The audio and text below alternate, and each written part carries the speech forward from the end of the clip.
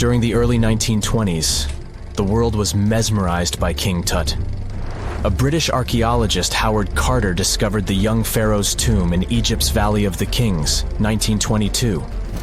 But the public wasn't only interested in gold and jewelry. The press wrote about the curse of the pharaohs, but was it true? Was an ancient curse really the reason everyone entering the pyramids lost their lives? At the time, this was the only explanation for a series of unexplained passings. The man present at the opening of King Tut's burial chamber, George Herbert V, Earl of Carnarvon, lived only 5 more months after the discovery. He had also sponsored the dig. In comes Sir Arthur Conan Doyle. You probably know of him, the English writer behind Sherlock Holmes. He claimed that an evil elemental caused the explorer's demise. He must have been joking, right? Unfortunately, no. The newspapers continued to blame the Pharaohs' Curse after every Egyptologist left this world. These are the scientists who study the ancient cultures of Egypt. The archaeologist who opened King Tutankhamun's tomb passed away full 17 years after the discovery. The reason for it wasn't a secret: Hodgkin's disease. Yet again, journalists around the world wrote of a curse. This was getting ridiculous. But science must have had a rational explanation, right? Well, it did. And that explanation was common mold. Harmful fungi, Aspergillus, can survive for ages in sealed tombs. When humans inhale them, there's a high risk of infection in people who have a weakened immune system. Today, doctors believe this is what happened to the unfortunate explorer more than a century ago. Scientists now know that this type of fungi grows especially well on grain. And King Tut's tomb was full of offerings in the form of baskets full of raw grain and bread. Researchers discovered other varieties of fungi on ancient Egyptian mummies. These molds can easily cause some nasty consequences for humans. The danger of rotting organic material is real. Just look inside your fridge. Any food leftovers you have there start to go off after just 3 to 4 days. You can imagine what happens to food in a sealed chamber after thousands of years. Food is just one kind of organic material. There is also wood. If you expose it to water or even moisture in the air, it starts to deteriorate. You don't have to travel to Egypt to see the effects of this process. Any abandoned building in your neighborhood can serve as an example.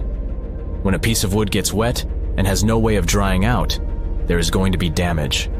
From fungi to wood-boring insects, the list is long. Rotten wood presents a huge structural issue.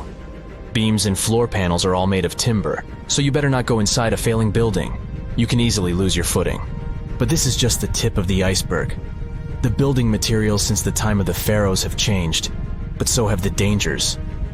One of the best examples is asbestos. Until the 1970s, most home insulation materials contained this substance. It was in everything, from boilers to soundproofing. This microfiber provided excellent heat insulation. But then, the United States banned asbestos in 1989. The UK did the same a decade later. The reason for it is that asbestos becomes a health hazard when it gets damaged. When humans inhale asbestos fibers, they can get seriously sick. Abandoned strictures are full of this material, and there is no one to maintain them. You see the danger now. Another material is also common in old buildings: lead. Ancient Romans used lead piping to channel spring water into their homes. They also cooked in lead vessels, which was probably not the wisest of choices. You see, lead and water don't go well together because of something called corrosion. But this problem isn't ancient. US officials banned lead piping only in 1986. That means that 7% of American households still have lead service lines. And this is not the only source of poisoning. Until the mid-1960s, builders used lead paint to coat woodwork. In abandoned buildings, this lead coating snapped a long time ago. Anyone who touches doors and windows will disturb this lead dust and inhale it. The dust particles are at least visible to an unaided eye. This is not the case for carbon monoxide. This gas has no color, so you can't see it. It has no odor, so you can't smell it. No way to detect a carbon monoxide leak at all. And how does this dangerous gas usually escape? Poor maintenance. Well, abandoned buildings have zero maintenance. 1 second, you could be exploring an old factory, and the next you could feel dizzy with and have a terrible headache. These are just some of the symptoms of CO poisoning, the less severe ones. But what is the source? All it takes is for an old boiler to finally give way after years of neglect. We've reached an important question. What is the main factor in air quality inside a room? If you are thinking the level of oxygen, try again. It turns out that oxygen levels drop by only 0.3% in 8 hours inside an airtight room. This is a room in which doors and windows are sealed with tape, so the decrease is even smaller in normal conditions. Oxygen isn't the main problem. The levels of carbon dioxide rise sharply inside a sealed room. This is the direct result of human breathing. We inhale oxygen and exhale CO2. Think of it as a waste gas. Normally it's only a tiny portion of the air we breathe, 0.04%. But in a sealed room, high levels of carbon dioxide will make you feel drowsy. And that's the last thing you need when inside a dilapidated building. Carbon dioxide will decrease your ability to think clearly. Researchers from Harvard did an interesting study in 2016. They had office workers come in 6 days in a row to complete a problem-solving test. During the week, they gradually raised the carbon dioxide levels in the mock-up office. The results of the same test kept getting worse over time. There are many factors at play, but CO2 levels definitely had an impact on the workers' problem-solving ability. The test took place inside a typical office environment, not inside a crumbling building where visitors must watch their every step. When I say visitors, I really mean trespassers, and trespassing is a criminal offense in the United States. This goes both for private and public property. If you defy the law, you can be fined up to $5,000 or even face lockup time. That should make you think twice before jumping over a fence with a no trespassing sign. But again, you might not be the only one inside. You can never know who else is in the building. Perhaps a person up to no good? It doesn't have to be a person at all. Animals can pose a threat as well. You would be startled if you saw a rat, for example. But the poor animal would be scared as well. It might bite you. The list of diseases rats carry is pretty long. But rodents' teeth can cause other forms of damage. They grow constantly, so the animal has to constantly nibble on something to stop them from overgrowing. If you ever felt peckish at 1 a.m., you know the feeling. Electric cables are high on the rodents' menu. Abandoned buildings have plenty of those. Old wiring is dangerous on its own. Structures erected before 1984 often used wires made out of aluminum. Today, copper is the standard because an aluminum wire is 55 times more likely to catch on fire than a copper one. Flipping a switch in a rundown building can cost you your life. Be on alert for telltale signs that something is wrong. Lights that flicker, sparks from sockets, and the smell of smoke. And yeah, don't count on an earth cable to protect you from electrocution. Ground cables became standard only in the 1960s. Miles and miles of yellow sand, treeless mountain ridges, and scorching hot sun over your head. And suddenly, something you'd never expect to come across in a barren desert. A small group of overexcited people. They're as happy as you would be if you had won a lottery. They've just found an ancient tomb, once flooded with its walls in bad shape. But the stuff they discovered inside proves that this is the burial site of one of Egypt's most mysterious pharaohs. Historians have been hunting for his tomb for years, but no one expected it to hide ancient treasures. Fast forward. After careful examination of the site, Egyptian officials have announced the discovery of the tomb of King Thutmose II. It's the last missing tomb from Egypt's 18th dynasty. And this is also the first royal tomb found since King Tutankhamun's was discovered in 1922, in more than 100 years. A team of Egyptian and British archaeologists found the tomb in the Theban Mountains area, west of Luxor, near the famous Valley of the Kings. Before this, the site was only known as Tomb C4, but during their excavation, the team found clear evidence proving it belonged to King Thutmose II. Archaeologists actually found the entrance and main tunnel leading to the tomb in 2022. But at first, they thought it belonged to a queen because it was near the graves of Thutmose III's wives. It was also close to Queen Hatshepsut's tomb. Originally, it was prepared for her when she was just a royal wife. But everything changed when she became pharaoh. But we'll talk about this twist of fate a little later. But soon they realized that their discovery was much more significant. They found alabaster jars with Thutmose II's name and the words "deceased king" written on them. That's when they realized that the tomb was actually his final resting place. Sadly, Thutmose II's tomb has seen better days.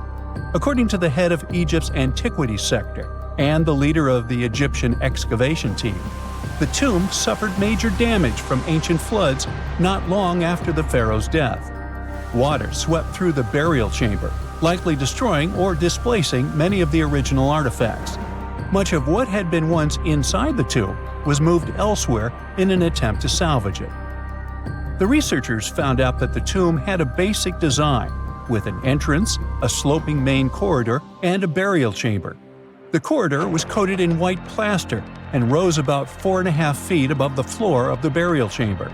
A large staircase and a very large descending corridor of the tomb indicated its grandeur. It took the team a long time to navigate through, though, as the tomb was blocked by flood debris and collapsed ceilings.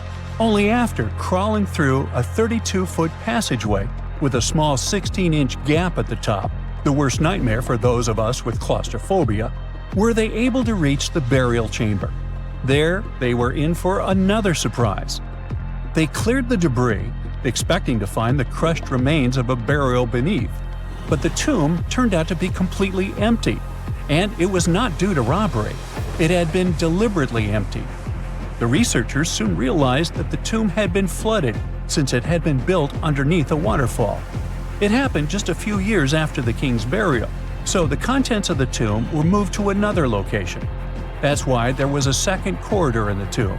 It was most likely made to help remove King Thutmose II's body from his flooded tomb.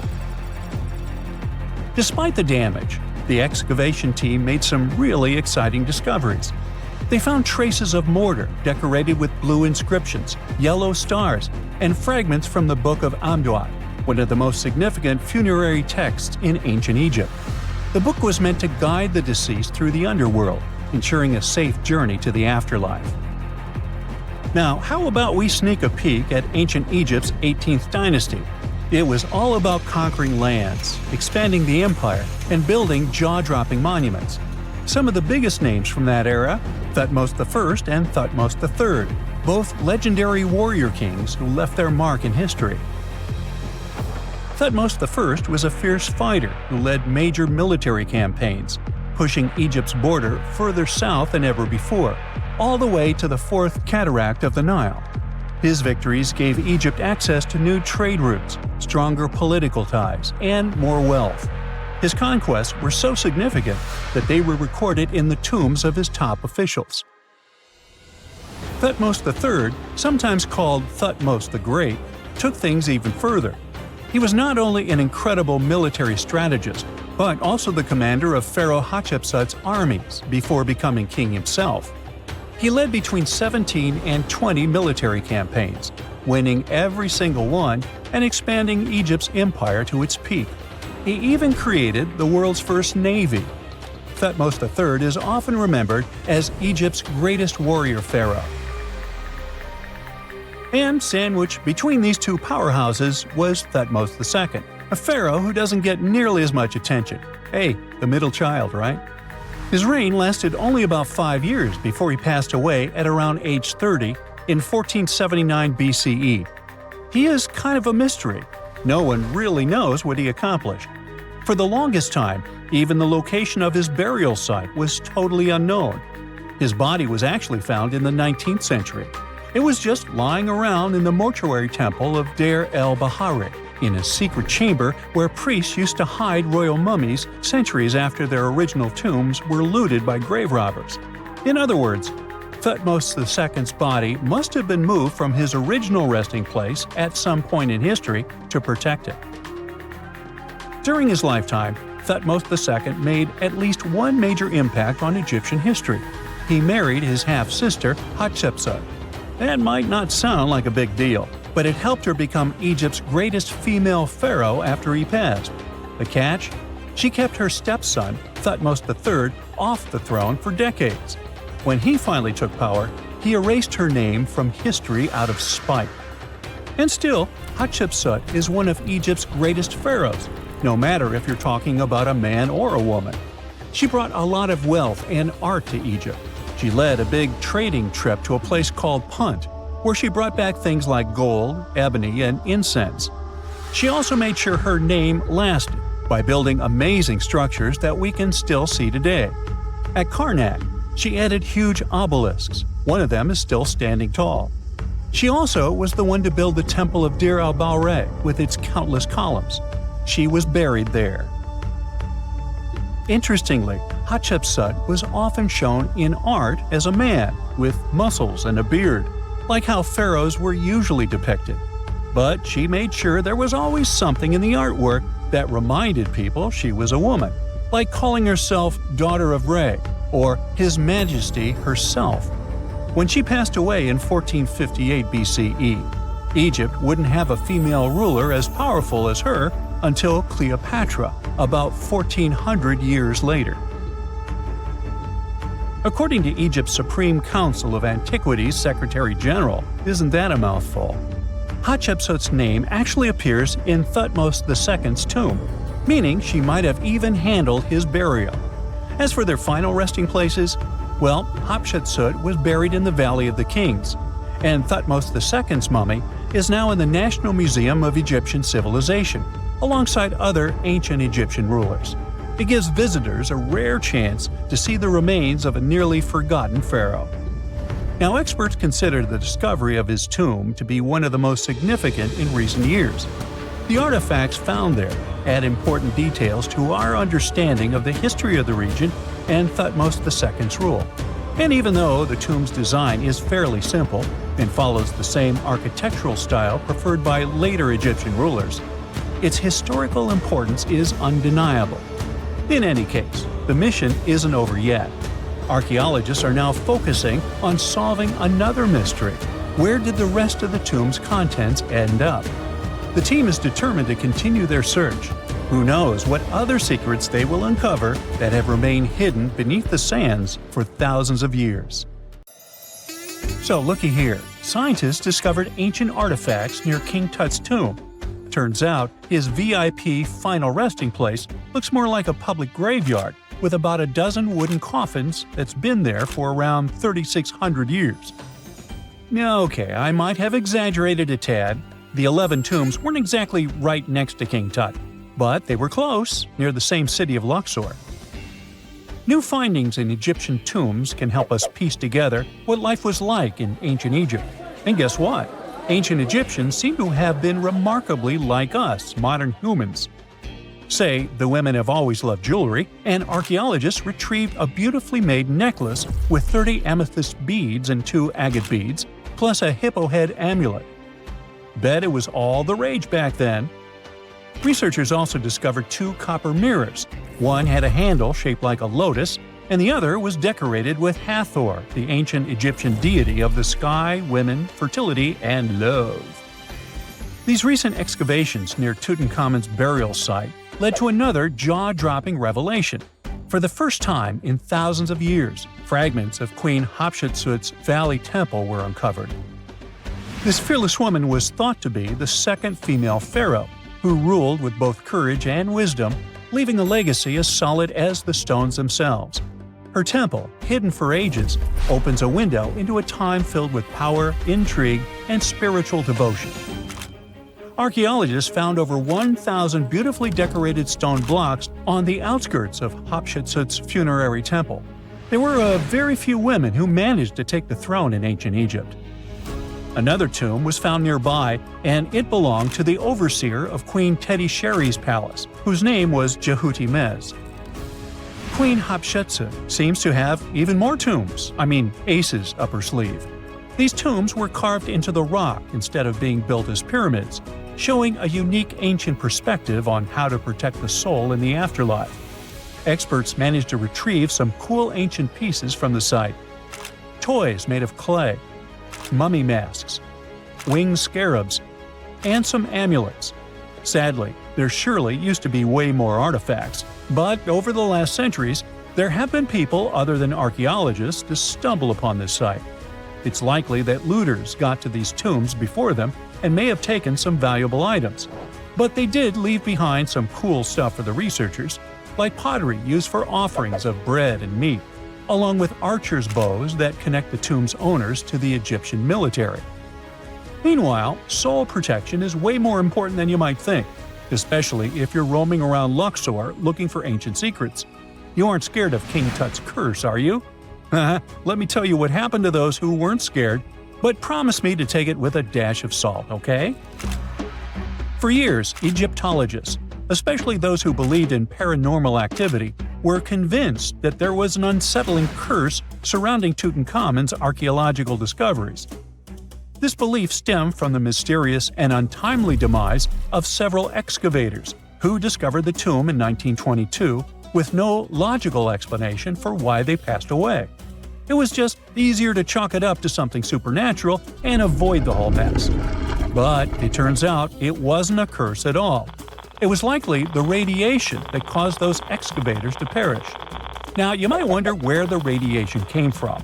After all, while radioactivity was discovered in the 19th century, ancient Egyptians, despite their impressive pyramids, didn't have any radium lying around to make Tut's tomb glow like crazy.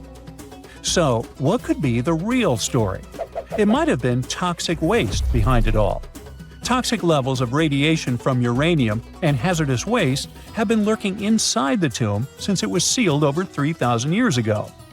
The burial chamber of Tutankhamun's tomb reportedly has such high radiation levels that anyone who steps inside could easily end up with a fatal dose of radiation sickness or an incurable condition. By the way, you can have a somewhat similar level of radioactivity if you don't get rid of those moldy dinner leftovers you left to perish in your fridge a month ago. But this radioactivity isn't exclusive to Tutankhamun's tomb. Ancient Egyptian artifacts discovery is rewarding yet dangerous due to unusually high radiation levels in Old Kingdom tombs all over Egypt. Geiger counters have detected radiation at 2 sites near the Giza pyramids, and radon, a radioactive gas, has been found in several underground tombs in Saqqara. Interestingly, experts believe that the builders of these ancient tombs were aware of the toxins, as some eerie warnings were carved into the walls of many tombs. One inscription ominously declared, "They that break this tomb shall meet their end by a malady that no doctor can diagnose." Other ominous phrases like "forbidden," "due to evil spirits," only added to the fear that supernatural curses haunted these ancient sites. Ominous signs have stunned archaeologists since forever, but the fear grew even stronger a century ago with the mysterious passing of Lord Carnarvon, who funded King Tut's excavation in 1922 and reportedly explored the treasure-filled rooms, along with several others who entered the tomb. Arthur Weigall, another British Egyptologist who was present at the tomb's opening and is credited with starting the curse myth, passed away young when he was just in his 50s in 1934. Chances are the condition that made him pass was connected to radiation. In total, 6 out of the 26 people who were there when the tomb was opened met their end within a decade from various causes. Not only X-ray exposure, those reasons include asphyxia, stroke, heart failure, pneumonia, and even poisoning. Well, isn't this getting a little grim? There was one guy who opened the tomb and somehow managed to avoid the infamous curse, Howard Carter, or so it seemed. Some folks pointed to his survival as proof that the curse wasn't real. After digging up the tomb, Carter published several books on the topic and shifted gears from archaeology to dealing in antiquities for various museums. Despite dodging demise or injury, rumors swirled about how the curse may have impacted him in other ways. One of the big stories linked him to Lord Carnarvon's daughter, Evelyn. Some said he was madly in love with her, but she married someone else, so he chose to stay single. Others claimed they had an affair while she was in Egypt, which ended when her father passed away and she left the country for good. However, there wasn't much evidence to support these stories. Evelyn was just 6 when they met, and they remained friends until his last breath. She was even one of the few attendees at his funeral, but denied any romantic involvement, saying they weren't that close. A year after the revolutionary discovery near King Tut's tomb, Evelyn married politician Sir Brograve Beauchamp and had a daughter. That same year, Beauchamp toured the tomb with his parents, guided by Carter himself. Carter never married and, aside from those posthumous rumors about Evelyn, had no other romantic connections. While the curse adds an intriguing twist to his life story, his tendency to keep relationships at arm's length was evident long before the tomb was opened. It seemed Carter just wasn't a people person. In 1939, after battling a serious illness, he ultimately succumbed to fate. He was 64, which was a pretty common life expectancy in the UK back then, so no one really thought it was off and linked it to an ancient curse. When he passed, it turned out he had several artifacts from Tutankhamun's tomb in his London apartment, which were eventually sent back to Egypt, marking what some viewed as the curse's end. Who knows? Maybe if he hadn't had all those ancient souvenirs at his place, he would have lived way longer. But all the other demises might seem off. The curse theory was likely fueled by some strange events during the excavation. Carnarvon got a mosquito bite that became severely infected, and around the time they opened the tomb, Cairo experienced a bizarre power outage and a freak sandstorm. Back in England, the Earl's dog, Susie, managed to escape from Carnarvon's house and began barking frantically at seemingly nothing. At least that's what the staff and family saw. Strangely enough, at the very moment her owner's heart stopped, Susie started howling and fell down without showing any signs of life. Maybe radiation didn't play a crucial role after all, and those were indeed ancient artifacts from King Tut's tomb that made them all perish. Spooky, huh? For more than 3,000 years, the gold mask of Pharaoh Tutankhamun stayed hidden in the Valley of the Kings. This artifact, which stands about 21 inches tall, shows how skilled and artistic the ancient Egyptians were. But nobody expected that X-rays would reveal its biggest secret. King Tut was the last ruler of his family during the 18th dynasty. He took the throne at just 9 years old, but ruled for only 10 years before he passed away unexpectedly. If we're being honest, back in ancient Egypt, he was mostly forgotten by the rulers who came after him. His tomb wasn't a big deal for them, so much so that even the grave robbers forgot about him. It might sound a bit sad, but the truth is that it was actually great news for us. Since his tomb was practically forgotten, it ended up being perfectly preserved. While the other tombs in the Valley of the Kings were looted, his remained sealed and untouched. So when it was discovered back in 1922, it had over 5,000 precious objects inside. That made Tutankhamun basically an instant celebrity and one of the best-known pharaohs nowadays. Among the treasures was the most stunning piece, his golden mask.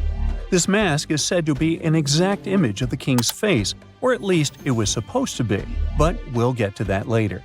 The purpose of this accurate representation of his face was to make sure that his soul would recognize him in the afterlife and return to his mummified body.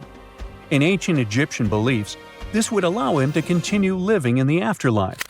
The details of the mask clearly looked incredibly difficult to create, but people didn't realize how complex it truly was until many years later.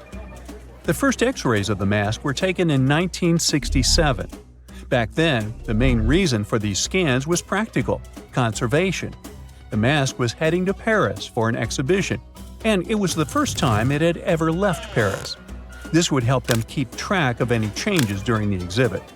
Plus, the images could give clues about how the mask was made, but back then, they probably didn't fully realize just how complex its construction was. I mean, Egyptian goldsmiths didn't use modern soldering techniques. So, how did they make this mask? New X-rays taken in 2007 gave us some answers. It turned out the Egyptians didn't use pure gold, which is 24 carats. The mask was actually made of 23-karat gold, meaning it was mixed with another material. So specialists discovered that the gold sheets contained a small amount of copper, a reddish-brown metal. This was likely done to make the material more flexible and easier to shape. They would then shape the gold sheets by heating and hammering them over and over again. But there was one more secret inside the mask that wasn't discovered until 2015. The year before, the staff at Cairo's Egyptian Museum were working on the mask display, when the long beard of the mask accidentally got knocked off. Another theory is that the beard had become loose over time and just fell off. Either way, the fact that King Tut's beard came off caused a lot of stress. After all, we're talking about one of Cairo's biggest tourist attractions, so the experts had to fix the problem quickly. The restoration process started with a detailed recording of the mask's condition. To do this, they had to take a full three-dimensional scan of the artifact, and, by accident, they found something very interesting in the mask. Inside the royal beard, there is a gold tube, an intriguing structure that the Egyptians likely used to attach the beard to the rest of the mask. And that proved, once again, that the process of making this mask was even more complex than experts thought. But the mysteries don't stop there. Remember how we mentioned that the mask was thought to perfectly represent King Tutankhamun's face? Well, that might not be entirely true. Some popular theories suggest the mask was never meant for him and was actually made for someone else. A study published in 2015 suggested the mask was originally made for a female pharaoh, his supposed stepmother, the famous and beautiful Egyptian queen Nefertiti. The biggest clue comes from an inscription on the mask. At first glance, it seemed to belong to Tutankhamun, but after a close examination, researchers noted that something else was actually written underneath King Tut's name. The royal name stamp seems to have been altered, and originally it had something written on it that translates to Queen Nefertiti. There is another feature of King Tut's golden mask that was overlooked for years, which adds even more mystery. As we mentioned earlier, experts believe he wasn't respected much by the pharaohs who came after him. And one of the clues that made archaeologists think this is the pierced ears on the mask. Some researchers believe that King Tutankhamun wouldn't have worn earrings after he was a kid. So, according to their theory, by the time he passed away at 18, he shouldn't have been represented with pierced ears. This could also support the idea that the mask originally belonged to Nefertiti, or maybe to someone who wasn't even connected to King Tut. But the mask isn't the only source of mystery. In fact, his whole tomb is full of puzzles. Recently, historians found a sign that the place where King Tut was supposed to be buried was changed at the last minute. For years, experts wonder why a pharaoh who ruled for 9 years ended up in such a simple tomb. When compared to the grandeur of other pharaohs' tombs, his tomb seemed, well, a bit plain. The idea that a king like Tutankhamun would have such an unremarkable resting place just doesn't match up with the power and importance he must have had in ancient Egypt. So, what happened? Well, apparently, this might have something to do with his successor, Pharaoh I. After King Tutankhamun passed away, researchers believe that I made sure to erase him from Egypt's history. So, one theory suggests that he was probably behind the quick decision to place King Tut's body in a smaller, less impressive tomb. When experts looked at I's own tomb, they found something interesting. There is a large wall covered in painted baboons. This is the same type of artwork found in Tutankhamun's tomb. It seems like the same person might have chosen the artwork for both tombs. Now, the design and decoration of the two tombs are almost identical, suggesting there was a shared hand behind both. But there is one key difference. I's tomb is fit for a king. It's much bigger and more impressive, even though the style and artwork are similar to what you see in Tutankhamun's tomb. So the theory suggests that I decided what went into both tombs. Since Tut passed away unexpectedly at a young age, his grand tomb wasn't finished in time. Normally, pharaohs start building their tombs while they're still alive to make sure everything is perfect. But Tut passed away when he was just 18, so there wasn't enough time. I may have taken advantage of the situation, ordering a smaller tomb for Tut and keeping a larger one for himself. Experts believe this theory explains why Tutankhamun's tomb is so simple and how I managed to wipe his memory from history so easily. But in the end, the story of King Tut's mask and tomb is full of mystery and intrigue. Each new discovery sheds more light on what really happened all those years ago. But one thing is for sure, the secrets of ancient Egypt still have much to reveal, and King Tutankhamun will continue to fascinate people for years to come. Unlike many other ancient Egyptian burial grounds, King Tutankhamun's tomb stayed hidden and free of unwanted thieves for 3,000 years. One reason was that the tomb was smaller than average and tucked away in a place called the Valley of the Kings. This area was already being extensively explored by the time they stumbled upon Tut's spot. The entrance was all covered in debris from building a nearby tomb, which must have also helped keep it a secret. There were also zero writings or signs on the outside of the tomb. Time passing also played a part in keeping it in amazing shape until the 1920s, when a man named Howard Carter finally made it in. But was Carter that big of a hero? Some recent findings say he might have been sneakier than initially thought. People used to think Carter wasn't just a glorified treasure hunter, he was a true archaeologist. Before Tut, he had been on a relentless quest for Egyptian artifacts. He discovered his interest in these unusual objects when he was a child, and soon started drawing the sculptures and inscriptions that were found in ancient tombs. After stumbling upon the remains of King Tut, Carter spent a decade recording and processing all sorts of objects, like golden thrones, chariots, and statues from Tut's tomb, shipping them down the Nile to Egypt's museum in Cairo. Well, at least that was the official story. More recent discoveries claim that not all of the objects made it to Egyptian officials. A secret letter seems to uncover Carter's little 10 for them, 1 for me policy. The letter in question was sent to Sir Alan Gardiner, a philologist and friend of Carter's, dated from 1922. In these writings, Carter mentioned having found the tomb and was asking his buddy for some advice. In another letter from 1934, Gardiner seems to be thanking Carter for an amulet, which was sent to him as a thank you gift. Carter was adamant that it didn't come from Tut's tomb, but evidently it did. Even the British director of the Egyptian Museum was onto Carter's sneaky endeavors, but couldn't prove it. He compared Gardiner's amulet to others from Tut's tomb, and lo and behold, they were a perfect match. Gardiner was so disappointed to have been put in such a sticky situation that he vented to Carter in another letter.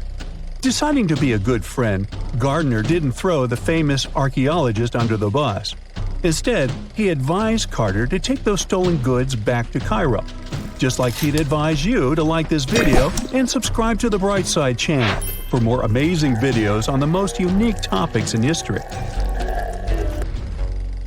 It's not the only shady piece of information on Carter's post-discovery behavior.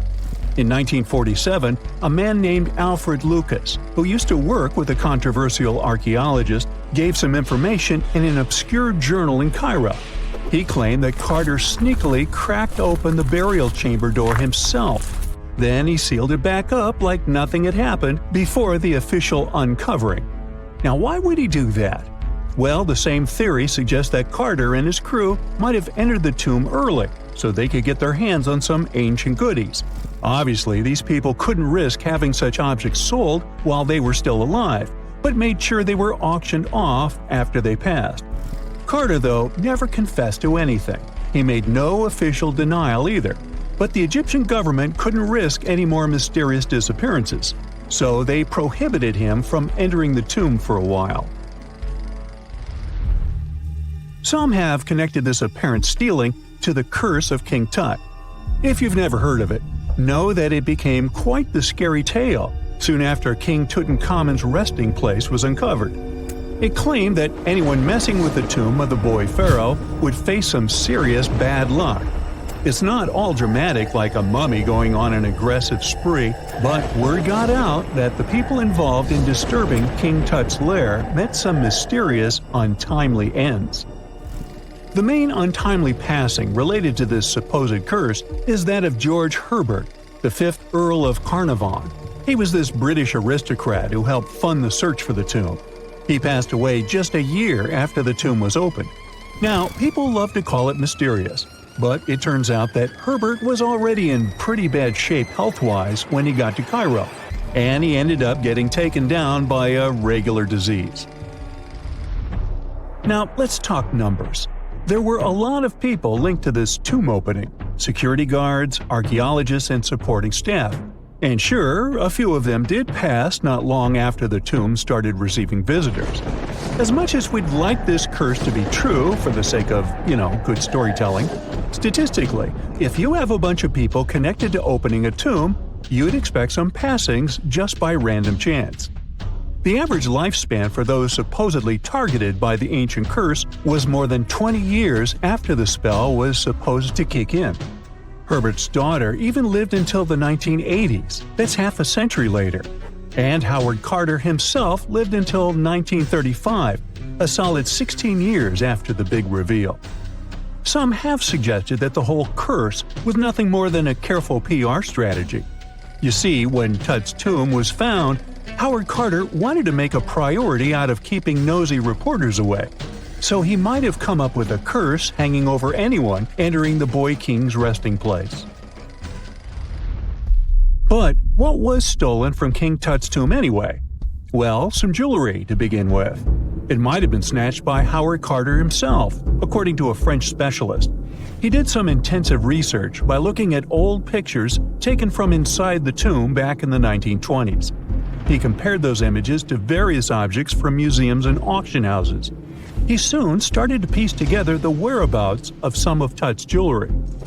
First up, there's this collar that used to be on Tut's chest. It was all broken into pieces, and some parts went via Carter to the Nelson Atkins Museum in Missouri. Meanwhile, other bits ended up on a necklace owned by some unnamed people who tried to sell it in 2015 but failed. Even the Nelson Atkins Museum agrees, as they've confirmed the information on their website. Then there's a headdress piece. Some beads from it that once belonged to Tut apparently got stolen by Carter too. They were also strung into a necklace and are now being held at the St. Louis Art Museum. Another fancy collar made out of glazed ceramic magic spent some time at the Met, far away in New York. Thankfully, it was sent back to Egypt a bit over a decade ago. This seems to have been, as you'd expect by now, also stolen by Carter. Missing artifacts aside, King Tut still gave a ton of amazing objects that helped us learn more about this incredible ancient culture. Starting with the famous burial mask.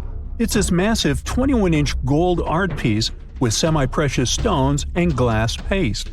It weighs 22 pounds and showcases the boy pharaoh with a long beard and a headdress with a cobra and vulture. On the back, there's this spell from an important ancient Egyptian spiritual book that's supposed to make sure it works just as well in the afterlife. Tut was also apparently a board game enthusiast. They found 4 board games in his tomb, some made of ivory. Archaeologists also found a pair of gold sandals, though you'd imagine they were more for show than for comfort. In fact, the pharaoh probably never wore them in his lifetime. Now, speaking of fashion items, it turns out Tut was quite the fancy ruler. They even found a mannequin in his tomb that was used to pick out, adjust, and store his outfits and jewelry. The boy king seemed to have also enjoyed some music, based on the 2 trumpets historians found in his tomb. Though they were played back in 1935 in a BBC broadcast, the instruments are today considered too fragile to be maneuvered. We all know some iconic symbols. The Statue of Liberty screams USA. The Eiffel Tower represents Paris. And this mask? Undoubtedly, it's Tutankhamun's, right? Sometimes it feels like historians have squeezed every last drop out of the King Tut story. But guess what? The most obvious details often slip right under our noses. Like the fact that this famous mask didn't actually belong to him, nor was it ever meant for him. Stick with me for the details. Can we get a close-up of that mask? Thanks. See those holes? Yep, they're for earrings. And no, it's not that they had anything against jewelry, but back in ancient Egypt, earrings were typically worn by high-status women or kids. Now, if you know your history, you might say, but Tut was a boy king, wasn't he? You're spot on. He began his reign at just 9 years old. Sadly, that didn't last long as he passed away at a very young age. So when he was 9, he might have worn earrings, but he probably took them off when he hit that no earrings age. Sounds reasonable, right? Actually, not quite. That would have been pretty strange since nobody expected him to pass away young. Certainly not at 9. So no one was preparing a kid's mask for a burial. It's this untimely demise that suggests the mask used was simply the best option available when Tut passed away. There are more clues pointing to the idea that the mask was found in a hurry. Let's think about this. Even though Tut was mummified and his body could wait a bit, his loved ones wanted him to reach the afterlife ASAP. Some experts even believe the paint in the tomb was still wet when it was sealed. But look at his mask. It's a masterpiece. There's no way it was made in a rush. It's way more elaborate than other simpler cartonnage pieces. The renowned mask of King Tut stands 21 inches tall, adorned with precious stones, and features a golden beard that weighs 5.5 pounds, making the entire mask 22.5 pounds. Okay, I'm a bit confused here. So it seems like it was probably a kid's mask, but it had a beard? I've never seen a 9-year-old with a goatee, and I'm guessing you haven't either. Just think about it. A grown man's face compared to a kid's face. Fun fact for you, our faces pretty much stopped growing at the age of 16, so by 19, Tut would have definitely had the face of an adult man. Can you imagine trying to fit a relatively small kid's mask on a grown man? That would have been super embarrassing, and no one would have let that happen. Right, let's dismiss the kid's theory. Now, the second option, if you remember, is that the mask could have originally belonged to a woman. This is where the beard theory comes into play. Some researchers believe the beard might have been added later on. Here's another twist. What if the mask was actually made for Nefertiti herself, who ended up maskless? In this case, there are two discoveries. Two birds with one stone. For now, it sounds like a conspiracy theory, I know. But let's give it a shot and delve deeper into the details. So, Tut passed away in around 1323 BCE, probably due to malaria. He had other health issues too, like when he broke his leg, and records suggest he wasn't in the best shape. As for Nefertiti, we have no solid data about her demise. Plus, nobody knows exactly when or where she was buried. The supposed year when she passed away is around 1330 BCE, but she could have lived longer, and the mask was intended and prepared for her. Or maybe they just took her mask right from the burial chamber. After all, they were family. Well, sort of. She was said to be his stepmom, having been married to Akhenaten, who was likely Tut's father. But this is not 100% accurate. Some scientists doubt it. Ah, these ancient Egyptian families. It's hard to keep track of who's who. I know, you're not yet convinced that Tut wore a lady's mask. Let me share one more theory with you. Meet Howard Carter, the enthusiastic archaeologist who discovered Tutankhamun's tomb. It was located in the Valley of Kings outside Luxor, and, to everyone's surprise, was nearly intact. When he entered, he noticed something odd. This didn't feel like a pharaoh's burial chamber. It was classy and all, but it had a vibe that suggested it was made for a woman. Typically, Egyptian pharaohs had larger tombs that suited them better, and even more strangely, it was oriented to the right of the entrance. This didn't add up. That orientation was typical for female chambers, which Egyptian queens used. Another red flag was that the chamber appeared to have been built in stages, and all the artifacts, around 2,000 of them, seemed hastily placed there. Even more curious, they looked like they were meant for other royals. Carter discovered this burial site in 1922, but it remained a mystery as to why it was so bizarre. Almost a century later, Nicholas Reeves thought he may have solved the puzzle. He claimed that King Tut might not have been the original resident of the tomb. Instead, he suggested that the undisturbed resting place of the legendary Queen Nefertiti could be hidden behind the walls of the boy king's burial chamber. Nicholas studied high-resolution photos for months, meticulously examining every pixel. One day, he focused on detailed scans that revealed the texture of the tomb's walls beneath layers of paint. He spotted what he believed to be outlines of two doorways that had been blocked and plastered over to hide them from view. The more he looked, the more it seemed real. Could it be a tomb within a tomb? Nicholas theorized there was a hidden storeroom behind the western wall of King Tut's tomb, and his chamber might just be the outermost section of a larger corridor-style network of rooms. It all sounds fancy, but sorry to break it to you, Reeves' theory was debunked. To find out if he was onto something, experts had to use ground-penetrating radar to see the unseen. Reeves' idea was that if there were gaps, it could indicate the presence of additional rooms. And at first, in 2015, one expert even thought he had found a hidden room. But the glory didn't last for long.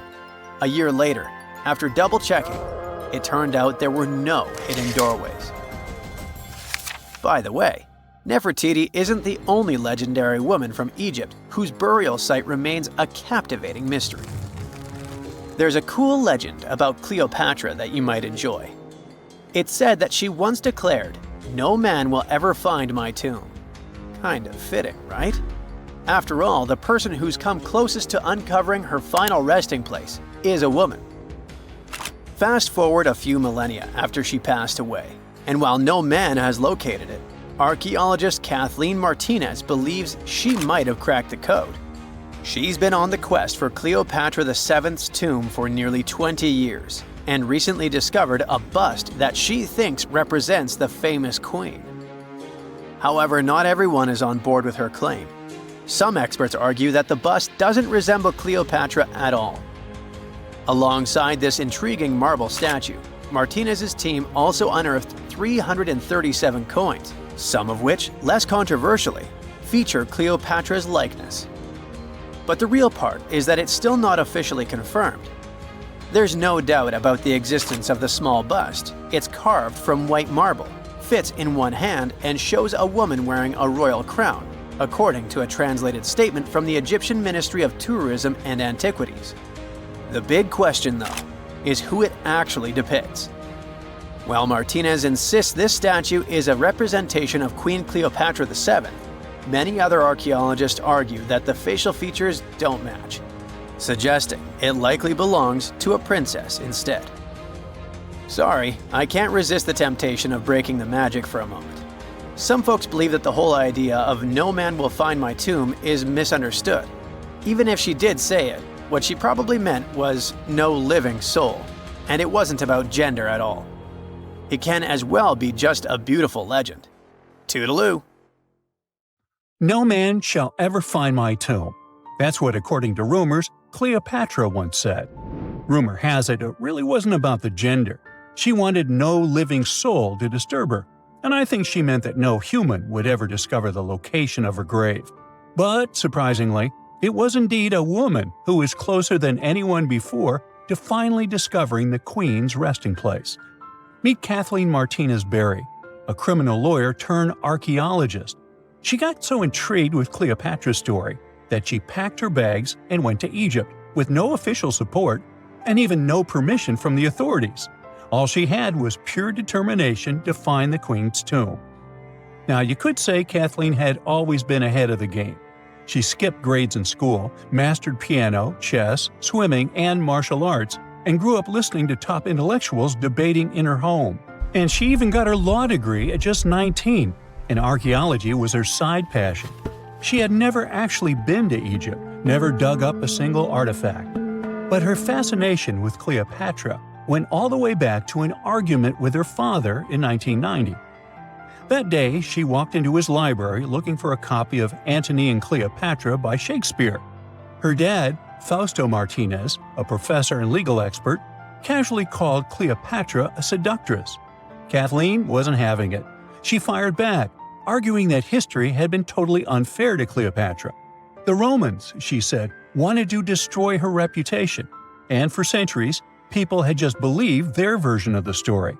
The debate went on for hours, and in the end, her father admitted maybe he had judged Cleopatra too harshly. That conversation changed everything for Kathleen.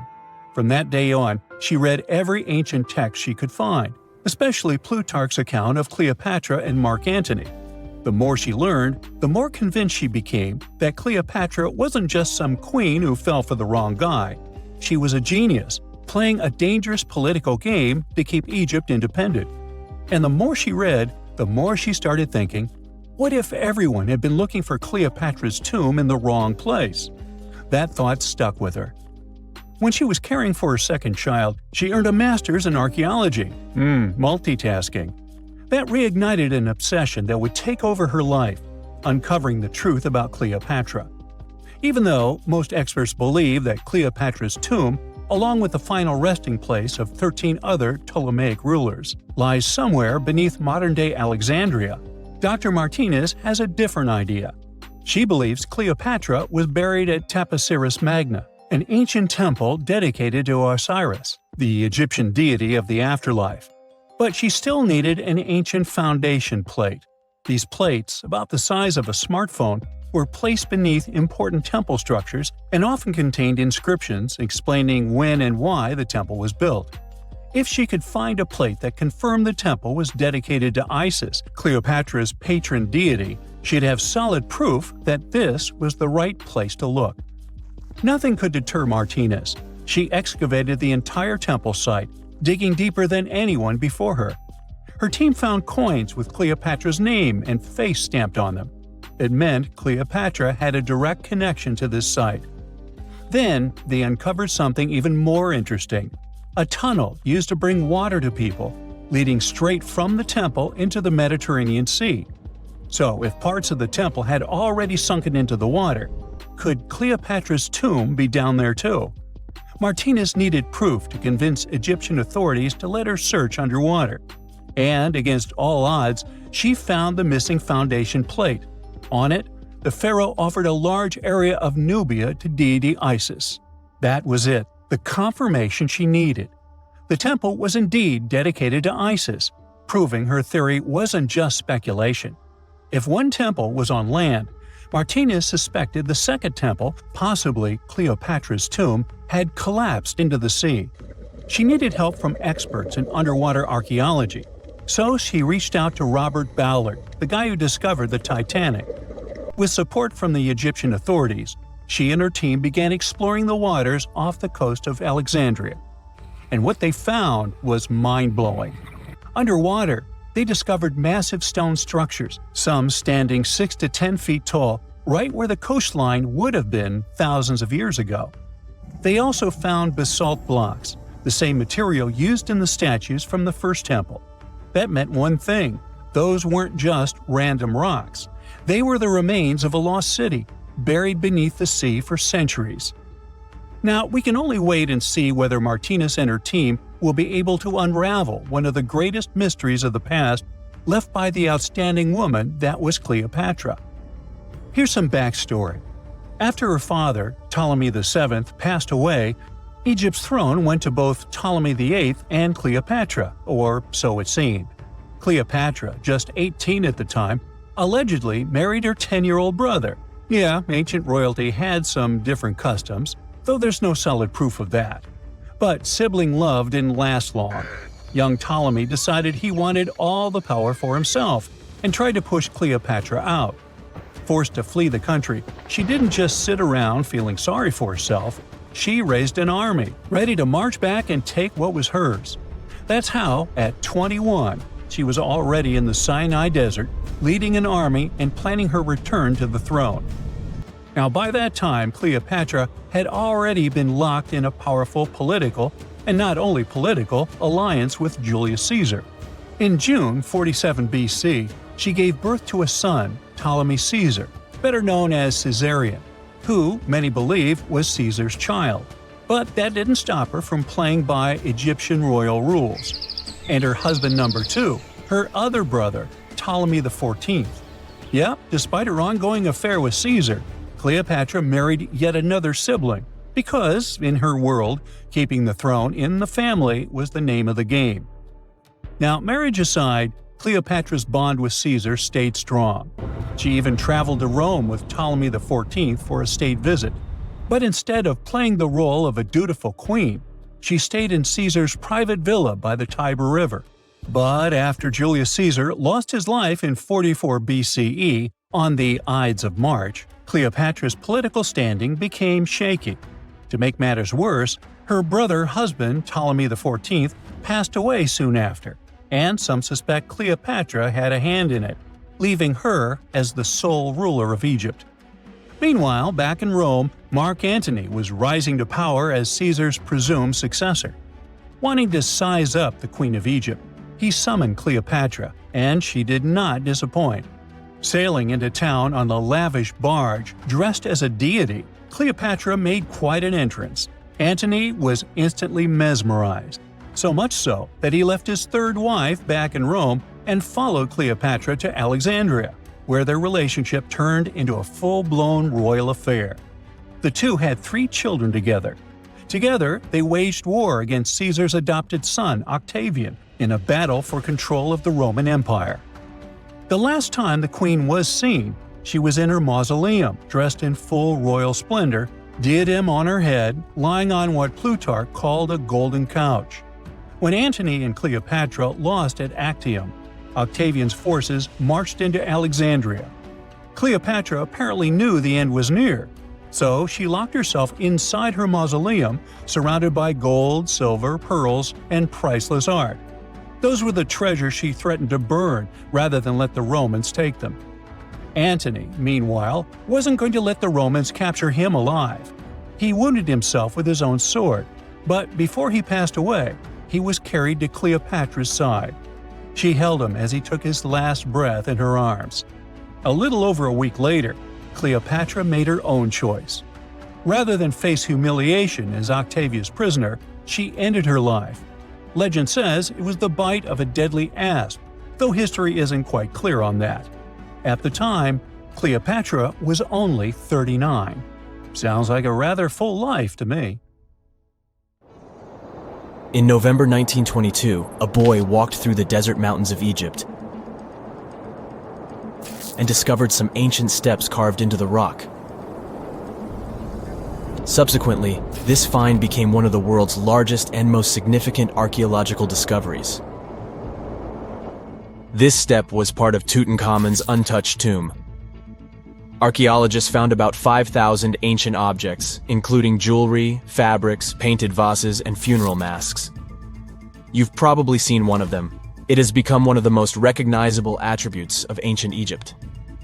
More than 100 years have passed since then, and now humanity has finally become close to another large-scale discovery, the tomb of Cleopatra. This queen was the last active ruler of the Ptolemaic Kingdom of Egypt, who sat on the throne from 51 to 30 BCE.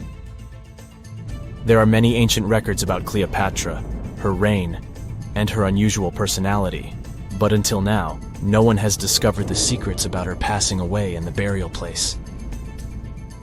So, one archaeologist, Dr. Kathleen Martinez, has been studying ancient records and temples around Alexandria for decades, and concluded that the tomb of the queen should be located under the ancient city of Taposiris Magna, founded in 280 BCE.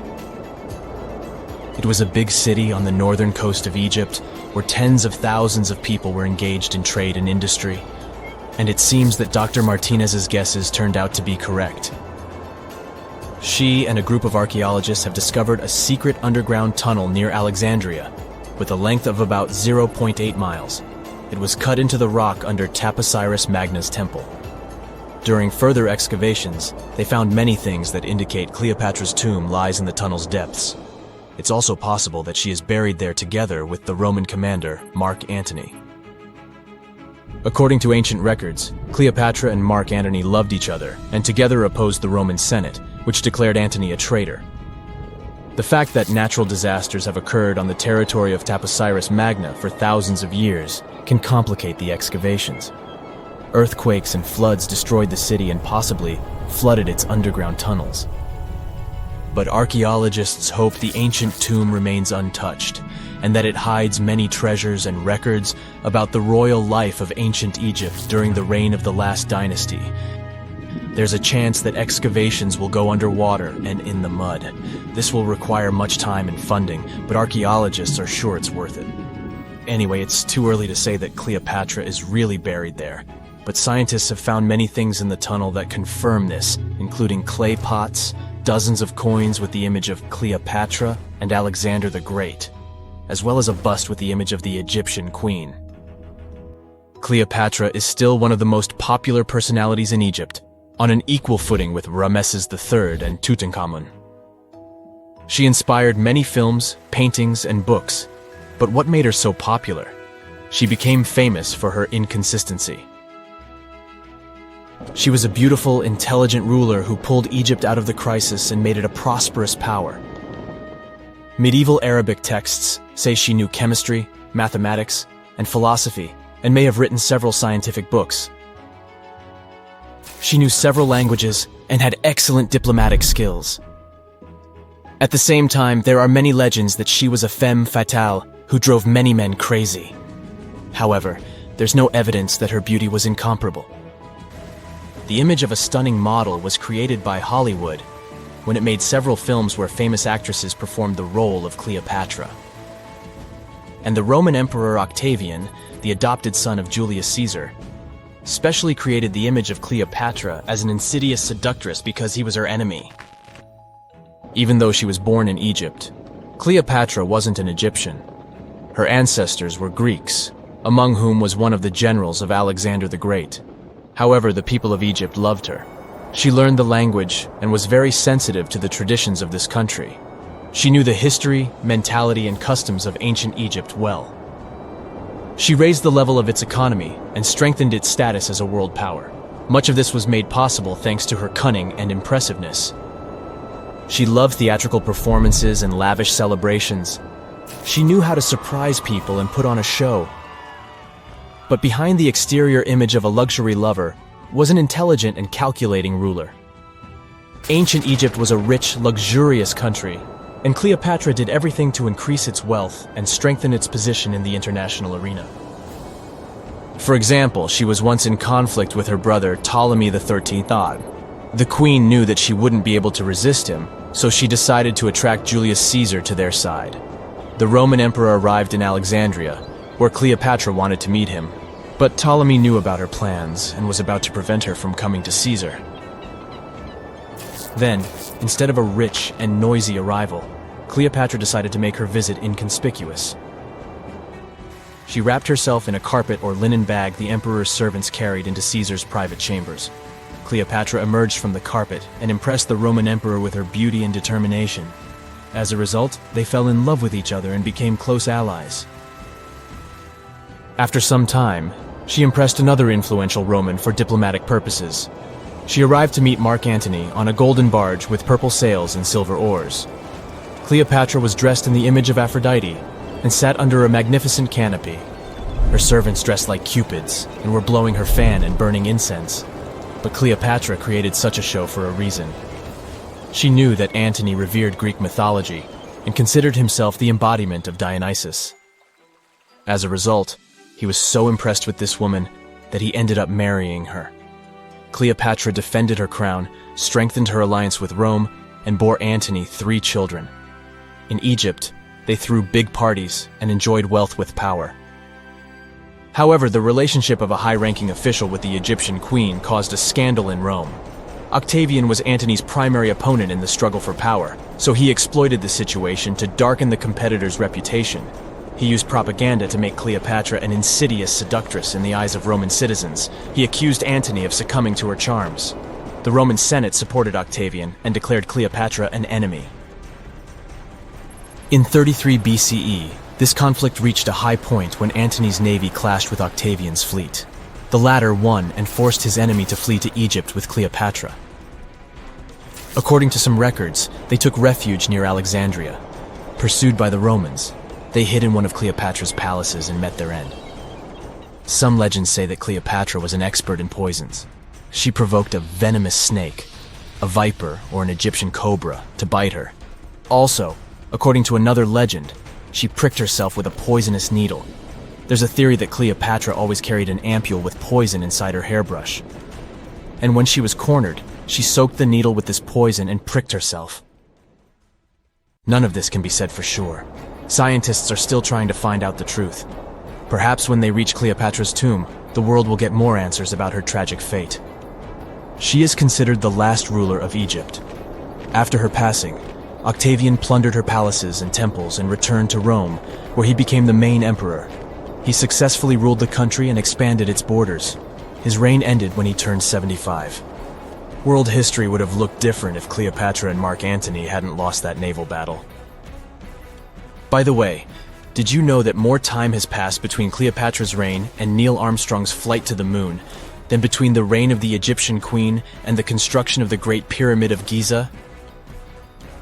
Armstrong took a step on the Earth satellite in 1969, 38 years after the birth of Cleopatra. And the construction of the pyramid took place in 2560 BCE. Imagine how long the history of ancient Egypt is. Cleopatra is closer to us in time than to the pyramids. The ancient city of Thutmose Magna is hidden on the northern coast of Egypt. These days it has very little of its former glory, but what lies beneath it may hold the secret to uncovering a famous mystery, that of Cleopatra, the most memorable Egyptian queen in history. The recently discovered tunnel is also known as a geometric miracle for its time. Excavations have uncovered a 43-foot-long structure below the ground, which is partially submerged in water. Its shape and construction technique are similar to that of the Pharaohs tunnel, another amazing ancient discovery. This one is located in Greece and was built by excavating simultaneously from 2 points, aiming to have them meet in the middle. The use of math and geometry to make this construction was astonishingly precise for those days, more so since it was built near a mountain. Archaeologists that have been working on the Thutmose Magna site since 2004 believe this tunnel may lead to the lost tomb of Cleopatra.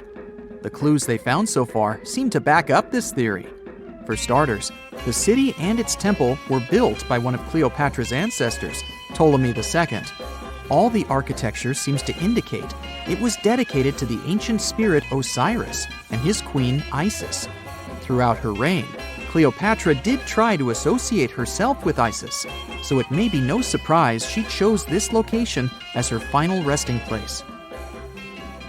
Scientists have yet to pinpoint Cleopatra's tomb, but research continues with the help of modern technology. To study this location better, archaeologists have even used a special device called ground-penetrating radar. This tool allows us to analyze what lies beneath the ground without being intrusive. Since this tunnel is so old, research needs to be done very delicately.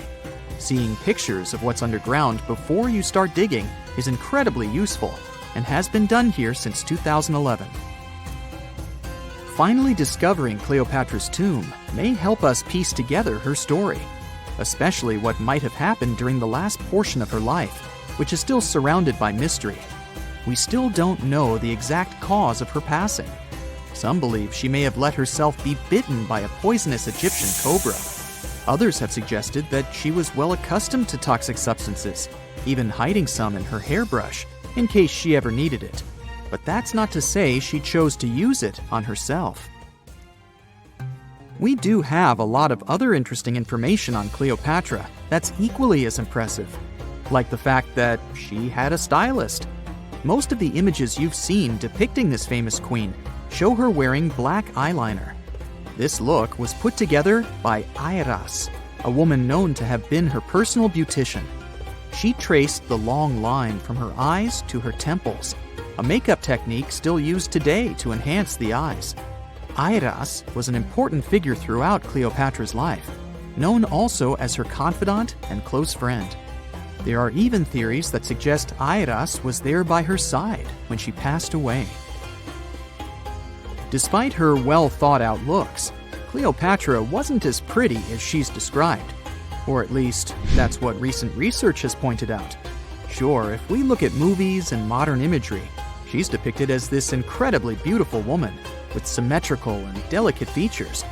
However, if we look at coins showcasing her image from back in the day, her looks are rather average. Her image on the coins might have been adjusted, too, to make the queen look stronger in the eyes of her people. So there is no trusted source available to confirm her image, but her description in most pieces of ancient literature speaks of her other qualities, like her voice and personality, not of her beauty. Cleopatra might have been the most famous Egyptian queen to this day, but she wasn't the first choice. She did have an older sister, Berenice, that was initially supposed to take the throne. Berenice passed away before she could do that, so Cleopatra took on the role and began investing in her education. She traveled throughout the country quite frequently, so she could become accustomed to her people and their needs. She was only 18 when the responsibilities were passed down to her, and immediately gained popularity because of her intelligence and education. Her taste in literature was quite good too. She was known to be a fan of Homer, the famed Greek philosopher and poet. Cleopatra loved to write as much as she loved to read. There are even claims that she wrote a book on medicine and cosmetics, but we have no evidence to this day that such work ever existed. Part of being a great leader back then meant you had to speak multiple languages. Cleopatra clearly understood that, and that's why she's rumored to have known many languages to varying degrees. Some archaeologists suggested she spoke Greek, Egyptian, and Ethiopian, as well as many Arabic dialects. She might have even spoken Latin, but there's little evidence to support this claim. She might not have had angelic looks, but Cleopatra was really careful with the way she looked, even with her diet. She was known to have enjoyed simple meals, including a variety of fish. Since she lived close to the Mediterranean Sea, it's really no surprise. As a treat, she liked to eat stuffed pigeons, which she also served to her guests.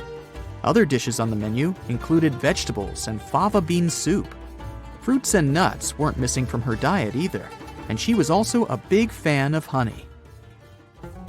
Recently, a team of experts has even tried to recreate her famous perfume. Think of it like the ancient equivalent of Chanel No. 5. Cleopatra was known to be a fan of luxurious scents, which she believed could even influence how people treated her when they met. The basis of this scent is myrrh, a resin gathered from a local tree. Other ingredients added to the mixture were also found back in the day, like cardamom, olive oil, and cinnamon. The results may not be quite as delicate as the perfumes we know and use today. Its consistency was way thicker, and the scent lasted way longer. When she was at the height of her power, Cleopatra might have been the richest person in the world. Back in the day, she ruled over a territory that stretched across the Mediterranean, from modern-day Libya in the west through Egypt to Syria in the east. This is the largest territory ever ruled over by a woman. In today's currency, her worth might have been somewhere around $95 billion. The calendars we use today may have been introduced by Cleopatra herself. She presented the idea of leap years and leap days to Caesar, the Roman emperor she was known to have been close with. Taking her advice, Caesar made these adjustments part of the official Roman calendar. The ancient Egyptians already knew the year was longer than precisely 365 days. They discovered this by studying the brightest star in the sky, called Sirius, and concluded that a year is actually 365 and 1/4 days long. It was Elizabeth Taylor that famously introduced Cleopatra to pop culture when she played her in the 1963 film bearing the same name. Up until that point, it was the most expensive film ever made. It was originally supposed to cost somewhere around $2 million, but ended up costing a mind-boggling $44 million. That's mostly because of script and production issues. To make this iconic movie, producers created 79 sets from scratch, as well as over 26,000 costumes for the cast. Elizabeth Taylor's Cleopatra costumes alone cost somewhere around $200,000. Thankfully for the producers, the movie made headlines and was well received by critics, making it a box office success. A lot of people associate Cleopatra with another famous Egyptian ruler, King Tutankhamun, nicknamed King Tut. Surprisingly, apart from both of them being Egyptian pharaohs, they have nothing else in common. For starters, King Tut lived around 1,300 years before Cleopatra did, and there is also no connection regarding their ancestry, Cleopatra had Macedonian Greek roots, while King Tut was a native Egyptian. A gruesome discovery took place in Egypt some years ago. You want to hear about it? 16 human hands, carefully buried in 4 eerie pits. They didn't look too much like human hands at first, since they were abnormally large, but they were. Weirdly, there were only right hands. No left hands were in sight. It turned out that it points to the practice of an ancient dark ritual. Old Egyptian art and tales talked of a ceremony where warriors would present the right hand of their adversaries as proof of victory and ask for gold in return. Egyptians believed in the afterlife, so cutting off someone's hand meant you cut off their power eternally. Guaranteeing this type of defeat was interesting to the winning party. Here, the fight was between Egyptians versus Hyksos, who lived in what was once known as Canaan. Egypt has always been the center of some history-changing findings, and some time ago, this papyrus was found.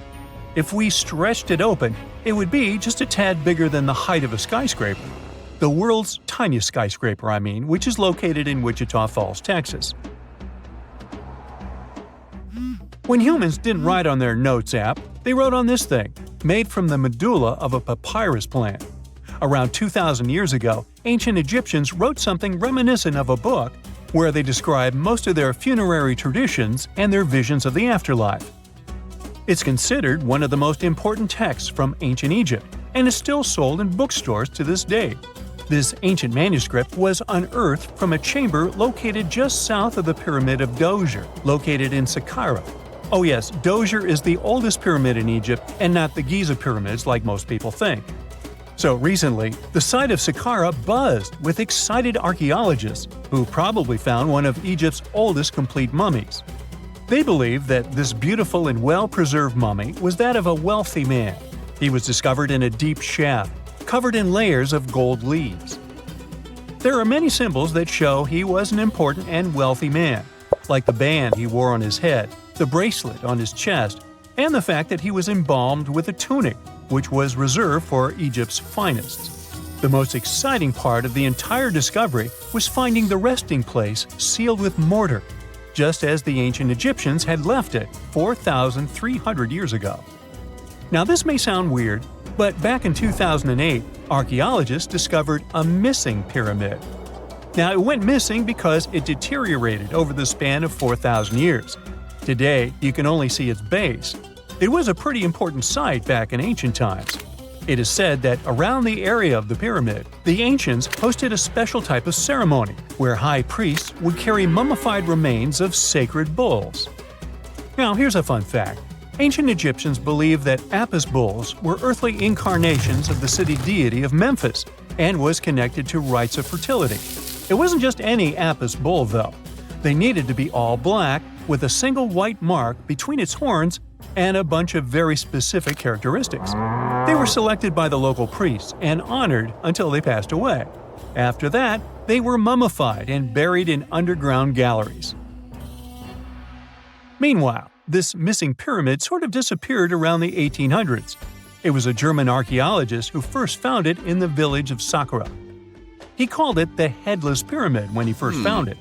But then, years after the official discovery, the desert sand came along and covered the whole thing. There were some excavations between the 19th and 20th centuries, but they weren't too systematic.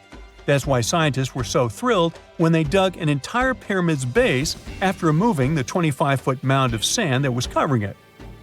Oh, and it turns out American archaeologists are excavating a cemetery in Egypt that could contain over 1 million mummified bodies. So far, archaeologists have dug around 1,700 mummies. One of the main differences from other classic Egyptian mummies is that these people weren't kings and pharaohs. They were commoners that most likely lived about 1,500 years ago, when Egypt was controlled by the Roman and Byzantine empires. The name of the cemetery is cool, though, the Way of the Water Buffalo, just in case you want to check it out on your next trip. Other than bulls and buffaloes, ancient Egyptians also liked baboons. Are you seeing a pattern here? In the beginning of the 20th century, archaeologists discovered a site filled with mummified baboons in a place called, guess what? The Valley of Monkeys. An animal wouldn't have been mummified if it wasn't considered important. Certain animals were more important than others, since they were linked to specific deities. Jackals were connected to Anubis, the ancient god of the afterlife, and cats were likened to the female deity Bastet. Baboons were a pretty big deal, since they were believed to be connected to Thoth, the deity of wisdom and advisor to Ra, one of Egypt's supreme deities. The archaeologists who studied these animals weren't too happy. They think these baboons were kept inside and were deprived of sunlight for most of their lives. They had extreme vitamin D deficiencies and they were poorly fed. Maybe Thoth got angry with these baboon keepers. Just a guess. Since there's never a boring day for archaeologists in Egypt, they also found human mummies with golden tongues. Since Egyptians were all about the afterlife, they believed that golden tongues might help a person speak once they pass to the other side. I mean, it's a long shot, but hey, why not? Some of these mummies were placed in wooden coffins with goods, such as necklaces, pottery, golden artifacts in the shape of lotus flowers, and scarab beetles, and iPhones. Just kidding. A new temple was also unearthed recently in Egypt. Scientists believe it was dedicated to honor Zeus Cassios. That deity would be a cross between Zeus, the almighty Greek deity of the sky, and Mount Cassios. While digging around the Sinai Peninsula in Egypt, archaeologists spotted 2 pink granite columns poking out of the ground. And bingo! They believe these columns represented the temple's front gate and collapsed during an earthquake many years ago. And speaking of deities, there weren't only super serious deities. Recently, scientists unearthed a golden ring in a city south of Cairo. No, Frodo, it's not magical. It was a normal gold ring, but it had the depiction of the deity of fun, officially named Bes. This deity is often described in sacred texts as a happy chubby dwarf. Today, many tattoos we get are sorta deprived of any sense and are made of aesthetic purposes only. In ancient Egypt, though, women would get tattoos as a token of protection for childbirth. That's what scientists think, at least. Around the Nile region, scientists found some mummies that had well-preserved tattoos, which is a rarity since the skin deteriorates so easily. 2 of these women tattooed their lower backs, and the drawings were simple. They were mostly pictures, including that same chubby dwarf we just talked about, Bes.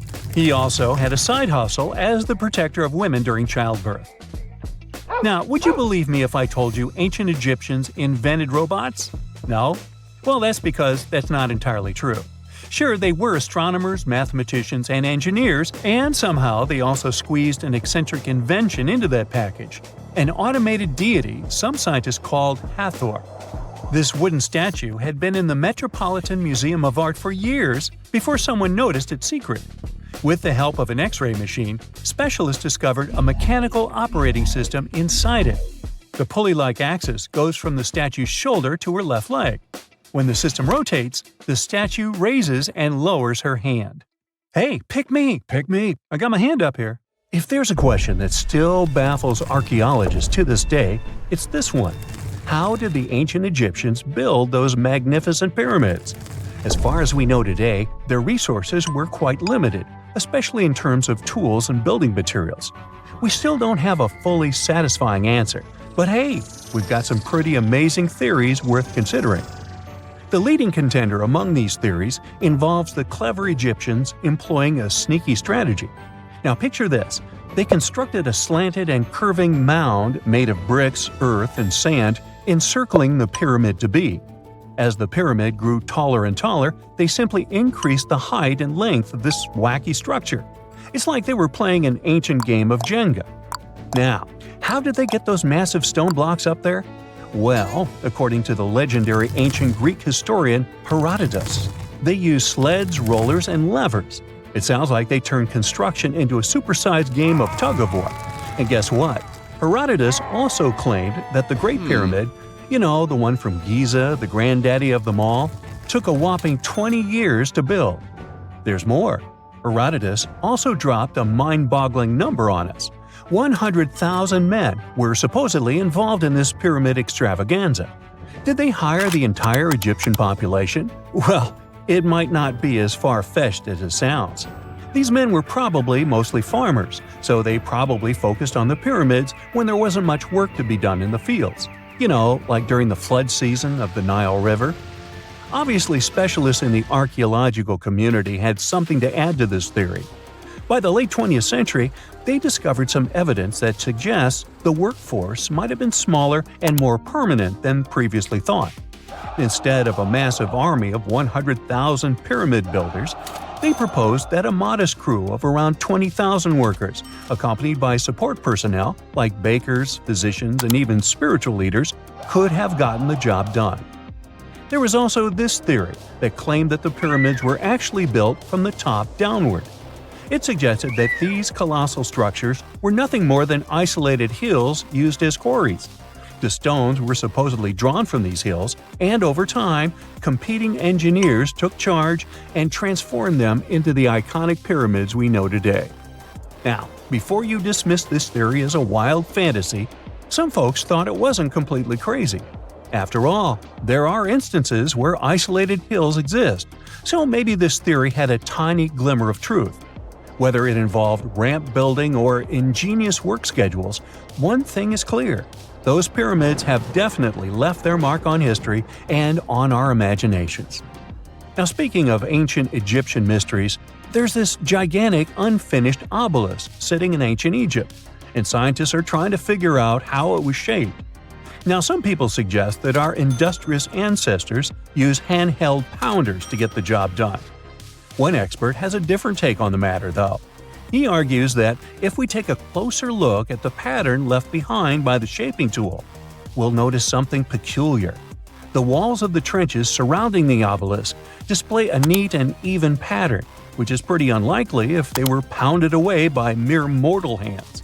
According to this expert, those horizontal striations are usually the result of a tool that takes breaks while removing material, leaving its mark on the surface.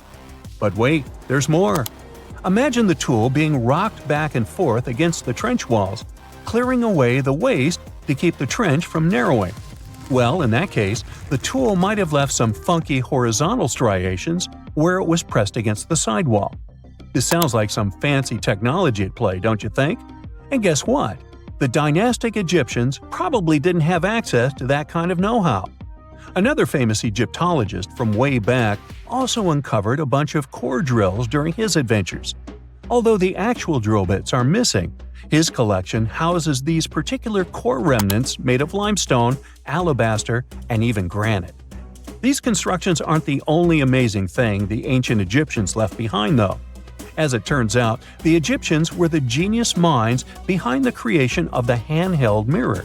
Yeah, that little mirror you use every day to check yourself out. But here's the twist. These mirrors are like pieces of art. They were decorated with inscriptions and figures. But that's not all. The Egyptians had a serious concern with their appearance. They knew the importance of personal hygiene and looking fabulous. So, in their quest for pearly whites, they invented toothbrushes and toothpaste. Dental problems were pretty common back then, and their smiles weren't exactly all white. Dentistry wasn't their strongest suit, you see. Maybe their minds were distracted by all that pyramid building. So that doesn't mean those ancient toothpaste recipes weren't amazing. One delightful concoction included rock salt, mint, dried iris petals, and pepper. Some brave dentists in the 21st century tried it out, and it worked pretty well. Ground-up ash was also used in another recipe to create a tooth cleansing paste. Mint was missing, so that didn't do much for their breath. That's when the genius Egyptians came up with the world's first breath mints. They made tablets from heated spices like cinnamon, and they mixed it with honey.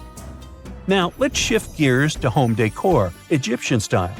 They surely took ornamentation to the next level. While the concept of decorating furniture started in Mesopotamia, the Egyptians cranked it up a notch. They went all out with different colors of ink and even developed various weights of paper. Oh, and let's not forget about those cute little area rugs we all have in our homes today. Guess who came up with the idea? Yep, the Egyptians. They used the versatile papyrus plant to make those cozy rugs. And speaking of trends, the Egyptians loved their knickknacks. They had an assortment of small figurines in the shapes of cats, dogs, and people. These statues were made from various materials, like simple sun-dried mud to the ultimate bling of gold. It all depended on how loaded you were. The Egyptians were also all about farming, and they knew that clean water was crucial for their crops and animals. That's why they came up with some nifty inventions and techniques to make sure their land was fertile and their plants were happy. First off, they had the genius idea of using ox-drawn plows. They had two types of plows, heavy and light. The heavy plow would strut its stuff, cutting deep furrows in the soil, while the lighter plow followed behind, fluffing up the earth. But they didn't stop there. After plowing, the Egyptians would break up clumps of soil and sow the rows with seeds. To give those seeds a good old squish into the furrows, they'd march their livestock across the field, effectively closing up the furrows. But hey, all that hard work would be pointless if their seeds were as dry as the Sahara. That's where irrigation comes into play. The Egyptians were so good at it that other cultures, like the Greeks and Romans, couldn't help but copy their techniques. Now let's switch gears and talk about the marvelous architecture of ancient Egypt. These folks weren't just skilled farmers, they were also architectural maestros. They built these fancy canals to carry water to farms and villages, and boy, did they know how to make those canals look pretty. Just imagine strolling along a canal lined with ornate structures. The pharaoh Ramesses the Great was quite the overachiever when it came to construction. One of his mind-blowing creations was the construction located at Abu Simbel.